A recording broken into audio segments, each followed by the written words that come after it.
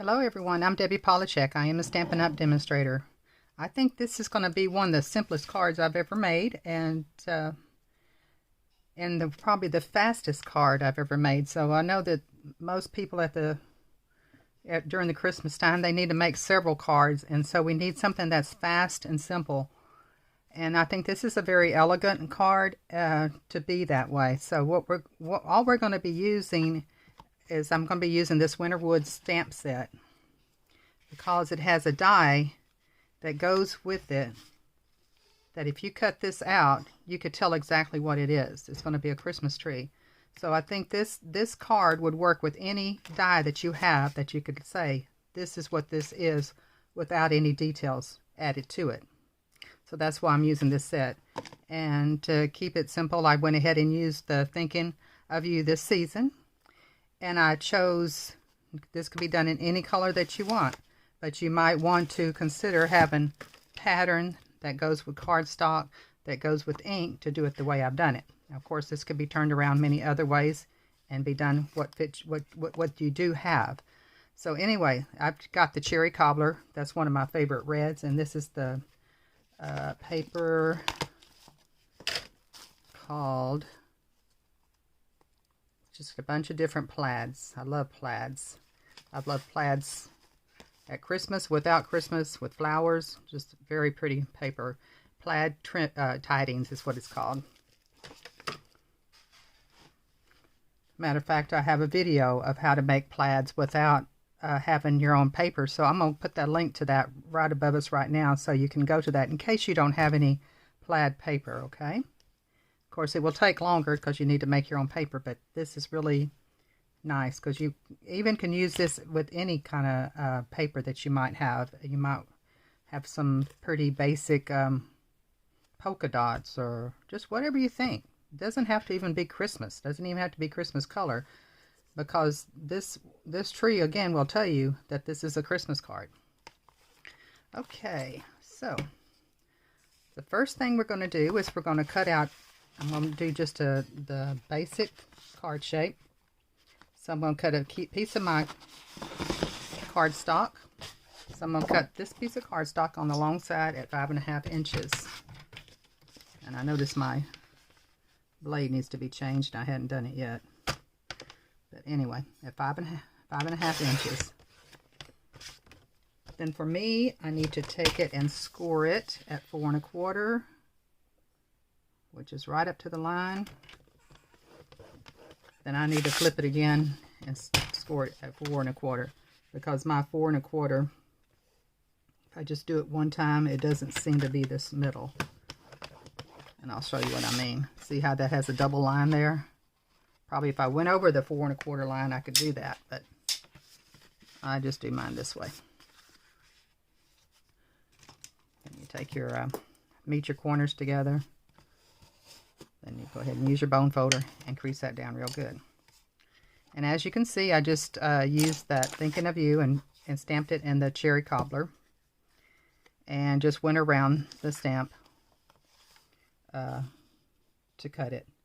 And this one right here is 2 1/8 by 1 1/4 almost. So that's the size of that. Now this is going to be a mat that's going to go above this. So since this is 4.25 by 5.5, I need my I want my mat to have a little 1/4 inch trim all the way around it. So I'm going to cut it 4. And I want to, now this is going to be the place I'm going to play it. So if my paper had words or something that it needs to be read in a direction, I would want to do this way, okay? So it would work, and I just messed that up a bit. I'll cut mine a little bit shorter since I messed it up. Okay. By 5 1/4.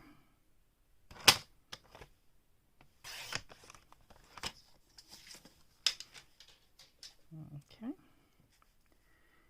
And I'm going to be using these dimensionals. Now all I want to do is put this in the center.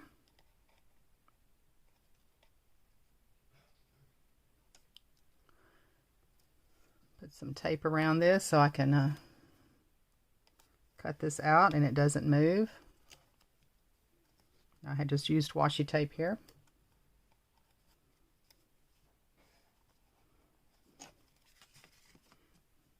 The bottom of my tree might be a little bit crooked. Let's see if I can straighten that out just a bit.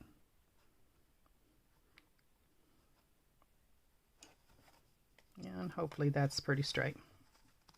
But you could actually cut probably 2 or 3 pieces of paper at one time with this one die. And this paper, this designer series paper, is a little thinner than the cardstock. You can cut 2 pieces of cardstock with these dies, and so I wouldn't doubt if you could cut three of these designer series paper with a die. If you were needing to do like 6 cards at one time, it would be easier to do all your card bases at one time, all your mats at one time, cut all the dies inside the centers all at one time. So the process would go a lot faster for you that way. Now, if I wanted to use this in another card, I could.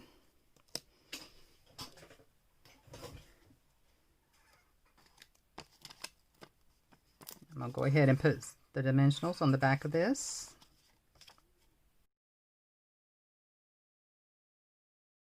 And if you find that you want your to come up higher, you can double these. Stampin' Up also makes this stuff called foam adhesive strips. It's probably as thick as maybe even 2 to 3 of these, so it's pretty thick, and that raises it up even higher. And if you wanted to, you could just glue it straight to the card itself. If you're mailing them off, you might want to do that to save on your mailing. Some post office get kind of, when they feel these little poofy things in here, they think you've got something else besides just a card in there, and they want to charge you more.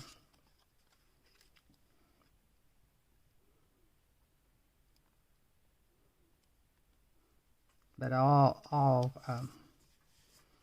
it should go through that little slot that they have without any problem. But still, like I said, some of those post offices are kind of picky. Okay, and then I will put my little greeting right here.